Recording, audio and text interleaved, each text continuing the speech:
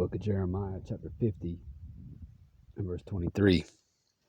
How is the hammer of the whole earth cut asunder and broken?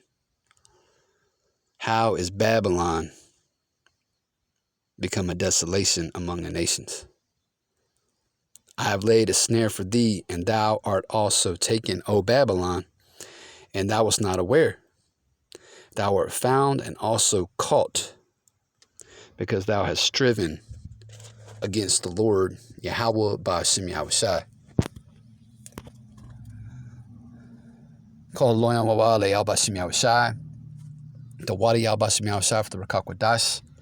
Double honors are definitely due unto the venerable apostle of the great millstone, along with the elders who rule and teach well.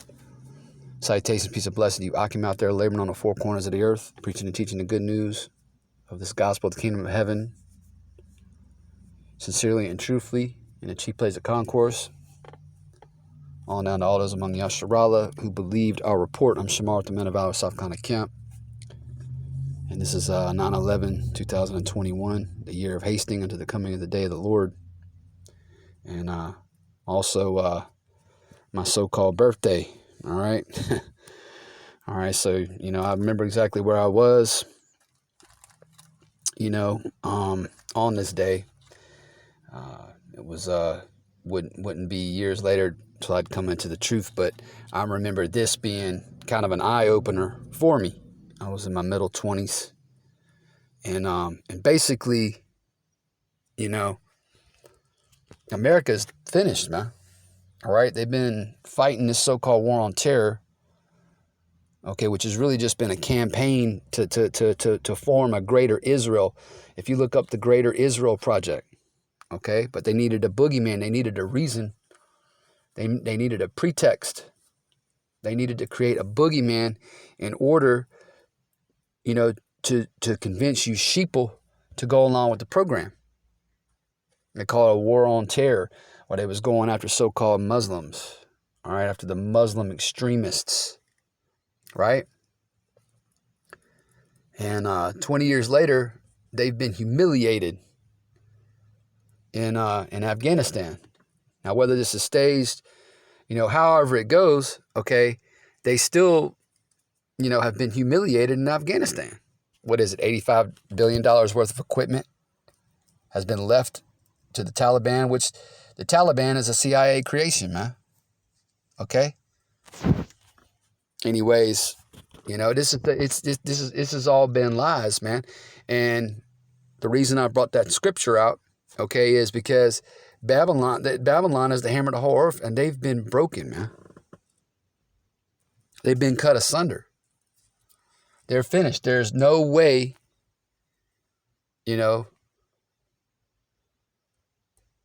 that they can recover from this. And pursuant to prophecy, this is it for them, man. Because they are going to lose and lose badly in this third woe, which is coming quickly, man. Off of RT, again, posted today, September 11. Oh, yeah, another thing these devils do, all right, these Edomites do, these so-called white people do, is they'll put it in your face, never forget, never forget, never forget. But when you bring up chattel slavery, for example, or you bring up the Trail of Tears, for example, or you bring up how they destroyed, Gad and gave them smallpox, broke all their treaties that they made with the Gadites, all right, so-called Native American Indians, and the Reubenites, the so-called Seminole Indians. When you bring those things up, you just need to forget about that. That was in the past. Hypocrites, man. 2 decades like it on. From 9/11, the U.S. has paid a heavy price for its war on terror. On the 20th anniversary of the 9/11 attacks, and after the hasty Afghanistan withdrawal, the American war on terror is partially winding down. War on terror is partially Slovakia. The cost of the conflict have been staggering.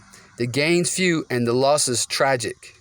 Well, they went to Afghanistan, okay, for the same reasons they went into Iraq and these other countries, man, Syria and Libya, again, to establish a greater Israel for the Amalekites, the Jewish international bankers. All right, all along the way, you know, killing, stealing, destroying. John chapter 10 and verse 10. All right.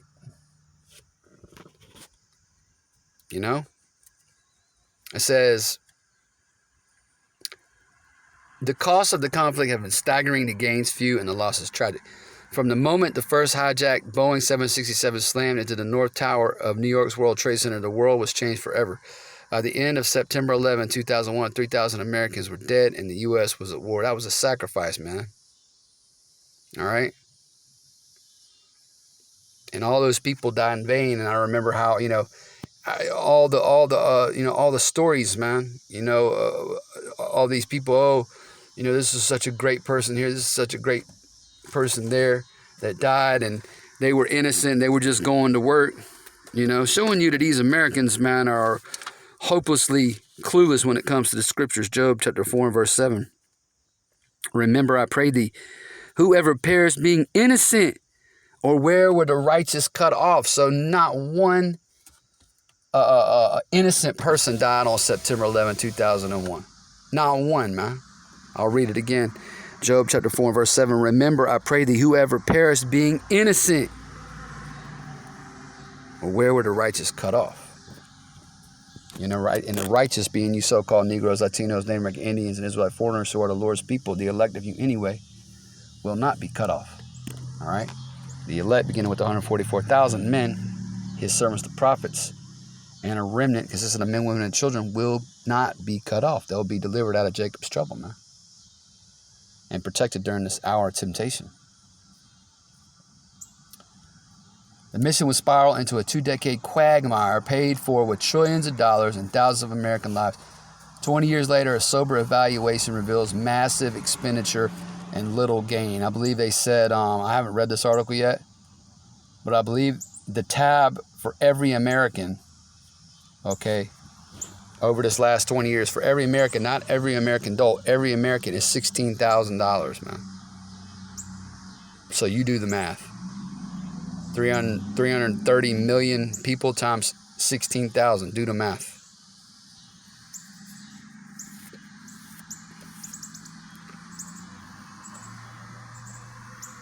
There's a famous video that I want to play real quick.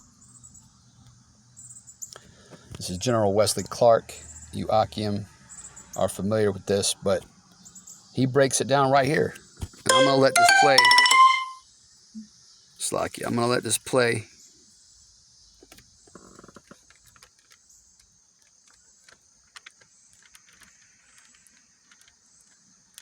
But I'm going to read this scripture first, and I'll end the video with this whistleblower breaking it down, man. You people were played on September 11, 2001. That was an inside job. Your government sold you sheeple down the river, sold you a bill of goods. All right? Began endless wars that they could never win. And you sent your sons and daughters to die. Okay? For lies, man. All right? For lies, man. Psalm 68. Or Slakia. 64 and verse 8. Slak. Psalms chapter 64 and verse 8. So they shall make their own tongue to fall upon themselves. All that see them shall flee away. About 10 days after 9/11, I went through the Pentagon and I saw Secretary Rumsfeld and Deputy Secretary Wolfowitz. I went downstairs just to say hello to some of the people on the Joint Staff who used to work for me. And one of the generals called me in. He said, "Sir, you got to come in. You got to come in and talk to me a second." I said, "Well, you're too busy." He said, No. He says, "We've made the decision. We're going to war with Iraq." This was on or about the 20th of September. I said, "We're going to war with Iraq. Why?" He said, "I don't know." He said, "I guess they don't know what else to do." So I said, "Well, did they find some information connecting Saddam to Al-Qaeda?" He said, No, he says there's nothing new that way. They've just made the decision to go to war with Iraq. He said, I guess it's like we don't know what to do about terrorists, but we've got a good military and we can take down governments. And he said, I guess if the only tool you have is a hammer, every problem has to look like a nail. So I came back to see him a few weeks later, and by that time we were bombing in Afghanistan. I said, are we still going to war with Iraq? And he said, oh, it's worse than that. He said, he reached over on his desk, he picked up a piece of paper, and he said, I just got this down from upstairs, meaning the Secretary of Defense's office today. And he said, this is a memo that describes how we're going to take out 7 countries in 5 years, starting with Iraq and then Syria, Lebanon, Libya, Somalia, Sudan, and finishing off Iran. The truth is about the Middle East is, had there been no oil there, it would be like Africa. Nobody is threatening to intervene in Africa. The problem is the opposite. We keep asking for people to intervene and stop it. And there's no question that the presence of petroleum throughout the region has sparked great power involvement. Whether that was the specific motivation for the coup or not, I can't tell you, but there's always been this attitude that somehow we could intervene and use force in the region. About 10 days. Psalms chapter 10 and verse 7.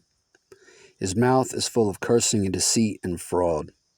Under his tongue is mischief and vanity. Finished. Lord willing, I don't want to represent you as edified by this brief. Say shalom.